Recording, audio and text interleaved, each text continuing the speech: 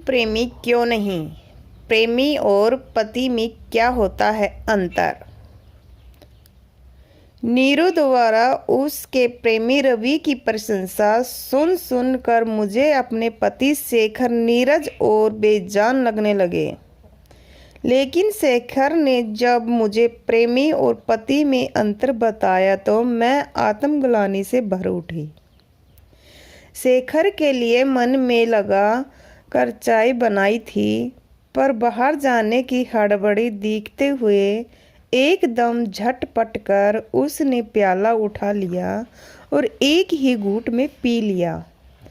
घर से बाहर जाते वक्त लड़ा भी तो नहीं जाता, वह तो दिन भर बाहर रहेगा और मैं पछताती रहूंगी।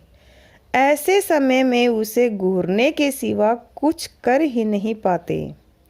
मैं सोचती कितना अजीब है यह शेखर भी, किसी मशीन की तरह नीरस और बेजान। उसके होठों पर कहे कहे देखने के लिए तो आदमी तरस ही जाए। उसका एक काम बटन दबाने की तरह होता है। कई बार तो मारे गुस्से के आंखें भर आती हैं, कभी कभी तो शिश्क भी बढ़ती है, पर कहती उससे कुछ भी नहीं। शादी को अभी 3 साल ही तो गुजरे थे। एक गुड़ी हो गई थी। सुंदर तो मैं पहले भी थी, हाँ कुछ दुबली सी थी। माँ बनने के बाद वह कसर भी पूरी सी हो गई। आईने में जब भी अपने को देखती तो सोचती हूँ कि शेखर अंदर से अवश्य मुर्दा है, वरना मुझे देखकर जरा सी भी प्रशंसा न करे, असंभव है। कॉलेज में तो मेरे लिए नारा सा ही था, एक अनार सो बीमार। दूसरी ओर पड़ोस में ही किशोर बाबू की लड़की थी नीरू, बस सामान्य सी कदकाठी की थी। सुंदरता के किसी भी मापदंड पर खरी नहीं उतरती थी, परंतु वह जिससे प्यार करती थी वह उसकी एक एक अदा पर ऐसी तारीफों के फूल बांधता कि वह आत्म विभोर हो जाती। दिन रात नीरू के होठों पर मुस्कुराहट थिरकती रहती। कभी कभी उसकी बहनें ही उससे जल उठती। नीरू मुझसे कहती, क्या करूं दीदी, वह मुझसे खूब प्यार भरी बातें करता है, हर समय मेरी प्रशंसा करता है, मैं मुस्कुराऊं कैसे नहीं। कल मैं उसके लिए गाजर का हलवा बना कर ले गई तो उसने इतनी तारीफ की कि मेरी सारी मेहनत सफल हो गई। वास्तव में नीरू की बात गलत नहीं थी। अब कोई मेहनत करके आग की आंच में पसीने पसीने होकर खाना बनाए और खाने वाला ऐसा खाए जैसे कोई गुनाह कर रहा हो, तब बनाने वाले पर क्या गुजरती है यह कोई भुक्तभोगी ही जान सकता है। जाने शेखर ही ऐसा क्यों है। कभी कभी सोचती हूँ उसकी अपनी परेशानियाँ होगी जिनमें वह झलकता रहता होगा। दफ्तर की ही क्या कम भाग दौड़ है, बिक्री अधिकारी है, आज यहाँ है तो कल वहाँ, आज इस समस्या से उलझ रहा है तो कल किसी दूसरी परेशानी में फंसा है, परंतु फिर यह तर्क भी बेकार लगता है। सोचती हूँ एक शेखर ही तो बिक्री अधिकारी नहीं है, हजारों होंगे, क्या सभी अपनी पत्नियों से ऐसा ही व्यवहार करते होंगे। वैसे आर्थिक रूप से शेखर बहुत सुरक्षित है, उसका वेतन हमारी गृहस्थी के लिए बहुत अधिक है। वह एक भरे पूरे घर का मालिक भी था कि रोज नई नई उलझनों से पाला पड़े। परिवार में पति पत्नी के अलावा एक गुड़ी ही तो थी, सब कुछ तो है शेखर के पास, बस केवल नहीं है तो उसके होठों में शब्द और एक प्रेमी अथवा पति का उदार मन। इसके साथ नीरू तो 2 पल भी न रहे। मुझे याद नहीं पड़ता कि कभी शेखर ने मुंह पर मेरा व्यवहार या सुंदरता की तारीफ की हो, मुझ पर कभी मुग्ध होकर स्वयं को सहारा हो। अब उस दिन की बात लो। नीरू ने गहरे पीले रंग की साड़ी पहन ली थी, जो कि उसके काले रंग पर बिल्कुल ही बेमल लग रही थी। परंतु रवि जाने किस मिट्टी का बना था, वह नीरू की प्रशंसा में शेर पर शेर सुनाता रहा। नीरू को तो जैसे खुशी के पंख लग गए हो। वह आते ही मेरी गोद में गिर पड़ी। मैं घबरा कर पूछा, क्या हुआ नीरू, कोई बात हुई? बात क्या होगी? नीरू ने मेरी बाह में चिकोटी काट कर कहा, आज क्या मैं सच में पीली साड़ी में कहर बरपा रही थी? कहो तो मैं क्या उत्तर देती। पीली साड़ी में वह कुछ खास लग नहीं रही थी, पर उसे खुश करने की गरज से कहा, हाँ सचमुच तुम बहुत सुंदर लग रही हो। बिल्कुल ठीक है नीरू, चहक कर उठी। रवि भी ऐसा ही कहता था, बस वह मुझे देखने ही कवि बन जाता है। मुझे याद है कि बार पायल पहनने का फैशन चल पड़ा था। ऐसे में मुझे भी शौक चढ़ा कि मैं भी ही पायल पहन लूं। मेरे पैर पायलों में बंद कर निहारित सुंदर हो उठे थे। जिनने भी उन दिनों में मेरे पैर देखे बहुत तारीफ की, पर चाह कर मैं पैर पटक कर चलूं या साड़ी उठाकर चलूं, पायलों का सुंदर जोड़ा चमक चमक कर भी शेखर को अपनी ओर न खींच पाया था। एक दिन तो मैंने जी कर कहा, कमाल है, पूरी कॉलोनी में मेरी पायलों की चर्चा हो रही है, पर तुम्हें यह अभी तक दिखाई नहीं दे रहा। ये ऐसा? शेखर ने चौंक कर कहा, यह वही पायलों का सेट है न जो पिछले महीनों खरीदा था। बिल्कुल चांदी की लग रही थी। अब कैसे कहती कि चांदी या पायलों का नहीं? शेखर साहब, मेरे पैरों के बारे में कुछ कहिए। असल बात तो पैरों की तारीफ की है, पर कह नहीं पाई थी। यह भी तो तभी की बात है। नीरू ने भी मेरी पसंद की पायलें खरीदी थी।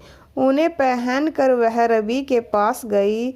बस जरा सी ही तो उसकी जंजार होती थी, मगर बड़ी दूरी से ही रवि के कानों में बजने लगी थी। रवि ने मुग्ध भाव से उसके पैरों की ओर देखते हुए कहा था, तुम्हारे पैर कितने सुंदर हैं नीरू। कितनी छोटी छोटी बातों की समझ थी रवि में। सुन सुन कर अचरन होता था। अगर नीरू ने उससे शादी कर ली तो दोनों की जिंदगी कितनी प्रेममय हो जाएगी। मैं नीरू को सलाह देती, नीरू रवि से शादी क्यों नहीं कर लेती, पर नीरू को मेरी यह सलाह नहीं भाती।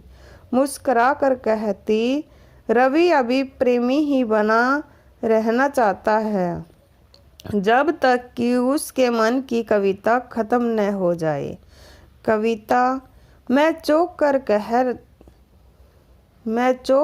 कर रह जाती। रवि का मन कविता से भरा है, तभी उससे इतनी तारीफ हो पाती है। कितना आकुल रहता है वह नीरू के लिए। शेखर के मन में कविता की नहीं बची है। शेखर के मन में कविता ही नहीं बची है। वह तो पत्थर है, एकदम पत्थर। सामान्य दिनों को अगर मैं नज़रअंदाज भी कर दूंगा तो भी बीमारी आदि होने पर तो उसे मेरा ख्याल करना ही चाहिए। इधर बीमारी पड़ी है, उधर डॉक्टर का फ़ोन कर दिया, फिर दवाइयाँ लाई और मैं दूसरे दिन से ही फिर रसोई के कामों में जुट गई।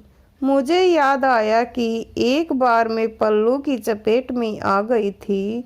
शेखर ने बिना देर किए दवा मंगा दी थी, पर मैं जानबूझकर अपने को बीमार दिखाकर बिस्तर पर पड़ी रही। शेखर ने तुरंत मायके से मेरी छोटी बहन सुल्लू को बुला लिया था।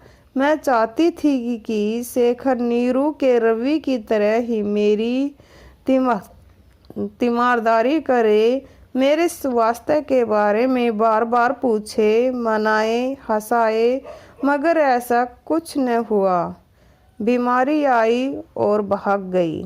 इतना ही नहीं, शेखर स्वयं बीमार पड़ता तो इस बात की मुझसे कभी अपेक्षा नहीं करता कि मैं उसकी सेवलाहट में लगी रहूं। मैं जानबूझकर उसके पास बैठ भी जाऊं तो मुझे जबरन उठाकर किसी काम में लगवा देता या अपने दफ्तरी हिसाब के जोड़ तोड़ में लग जाता।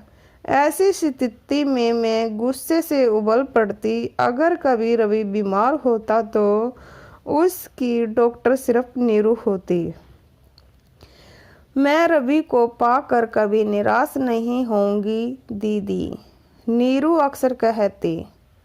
उसे हमेशा मेरी चिंता सताती है। मैं अगर चाहूँ तो भी लापरवाह नहीं हो सकती।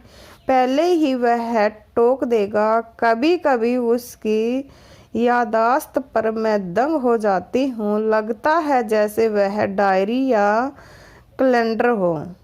याददाश्त के मामले में भी शेखर बिल्कुल कोरा है। अगर कहीं जाने का कार्यक्रम बने तो वह अधिकतर भूल ही जाता है। सोचती हूँ कि किसी दिन वह कहीं मुझे ही न भूल जाए। एक दिन मैंने शादी वाली साड़ी पहनी थी। शेखर ने देखा और एक हल्की सी मिठास से वह घुल भी गया। पर वह बात नहीं आई जो नीरू के रवि में पैदा हुई। मुझे इतना गुस्सा आया कि मुंह फुलाकर बैठ गई। घंटों उसके कुछ न बोली। शेखर को किसी भी चीज़ की ज़रूरत नहीं पड़ी तो गुड्डी के हाथों भिजवा दी।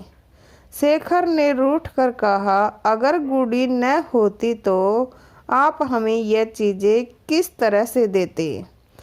डाक से भेज देती। मैं तो ताव खा कर कहा। शेखर हंसने लगा। इतनी सी बात पर इतना गुस्सा? हमें पता होता कि बीवियों की हर बात की प्रशंसा करनी पड़ती है तो शादी से पहले हम कुछ ऐसी वैसी किताबें जरूर पढ़ लेते। मैंने तो पन्ना कर शेखर को देखा और बिल्कुल रोने रोने को हो आई।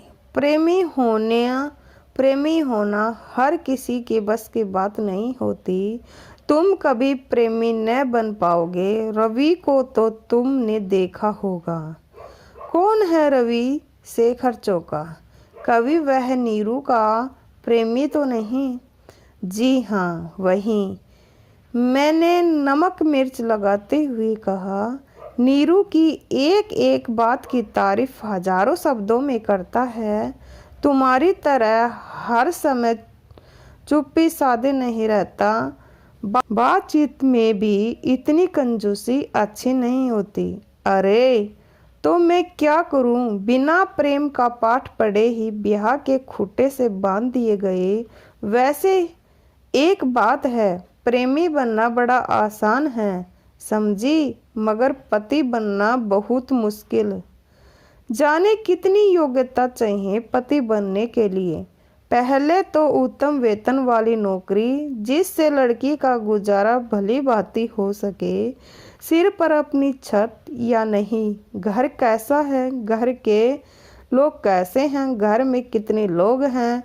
लड़के में कोई बुराई तो नहीं? उसके अच्छे चाल चलन के लिए पास पड़ोसियों का प्रणाम पत्र आदि चाहिए। और जब पूरी तरह पति बन जाओ तो अपनी सुंदर पत्नी की बुराइयों को दूर करने का प्रयत्न करो। अपने आप को ही लो। तुम्हें सोना, सजना संवरना, गप्पे मारना, फिल्में देखना आदि यह सब तो आता था।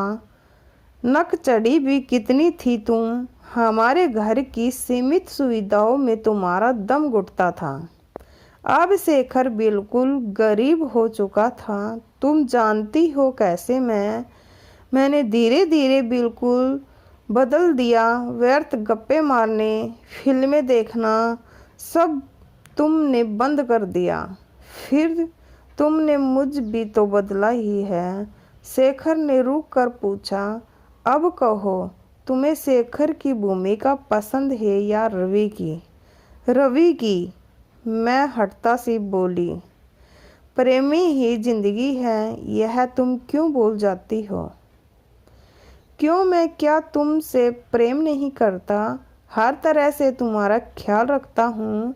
जो बना कर देती हो खा लेता हूँ। दफ्तर से छुट्टी मिलने की फालतू गपशप में उलझने की बजाय सीधा घर आता हूँ। तुम्हें जरा सी छींक भी आए तो फौरन डॉक्टर हाजिर कर देता हूँ। क्या यह प्रेम नहीं है? यह प्रेम है या कद्दू की सब्जी? मैं बिल्कुल जला गई। तुम्हें प्रेम करना रवि से सीखना पड़ेगा। दिन रात नीरू से जाने क्या क्या बातें करता रहता है। उसकी तो बातें ही ख़त्म नहीं होती। नीरू कुछ भी ओढ़े पहने खाए पिए रवि की प्रशंसा करते नहीं थकता। नीरू तो उसे पाकर किसी और चीज़ की तमन्ना ही नहीं रखती। अच्छा, तो यह बात है। तब तुमने नीरू से कभी यह क्यों नहीं कहा कि वह रवि से शादी कर ले? कहा तो है। फिर वह विवाह उससे क्यों नहीं करती? रवि का कहना है कि जब तक उसके अंदर की कविता शेष न हो जाए तब तक वह विवाह नहीं करना चाहता। विवाह से प्रेम खत्म हो जाता है। सब बकवास है। शेखर उत्तेजित होकर बोला, आदमी की कविता भी कभी मरती नहीं।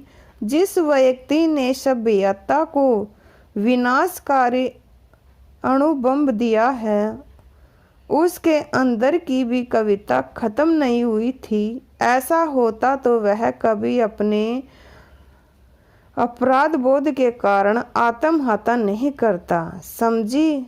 असल में रवि कभी भी नीरू से शादी नहीं करेगा। यह सब उसका एक खेल है, धोखा है। क्यों? मैंने घबरा कर पूछा। असल में बात तो प्रेमी और पत्नी के अंदर की है। यह रवि का चौथा प्रेम है। इससे पहले भी उसने 3 लड़कियों से प्रेम किया था। जब पति बनने का अवसर आया वह भाग निकला। प्रेमी बनना बड़ा आसान है। कुछ हुस्न इश्क के शेर रट लो, कुछ विशेष आदतें पाल लो और सबसे बड़ी बात अपने सामने बैठी महिला की जी भर कर तारीफ करो, बस आप सफल प्रेमी बन गए। जब भी शादी की बात आएगी देखना कैसे दुम दबा कर भाग निकलेगा। तुम देखती चलो आगे आगे होता है क्या। अब भी तुम्हें शिकायत है कि मैं रवि जैसा प्रेमी क्यों नहीं हूँ, और अगर है तो ठीक है। कल से मैं भी कविता गज़ल की पुस्तकें ला कर तैयारी करूँगा। कल से मेरी नौकरी बंद, गुड्डी की देखभाल बंद, तुम्हारे शिकवे शिकायतों सुनना बंद, बाजार घर का काम बंद। बस दिन रात तुम्हारे हुस्न की तारीफ करता रहूँगा। शेखर के बोलेपन पर मेरी हंसी छूट गई। अब मैं कहती भी क्या, क्योंकि यथार्थ की ज़मीन पर आकर मेरे पैर जो टिक गए थे।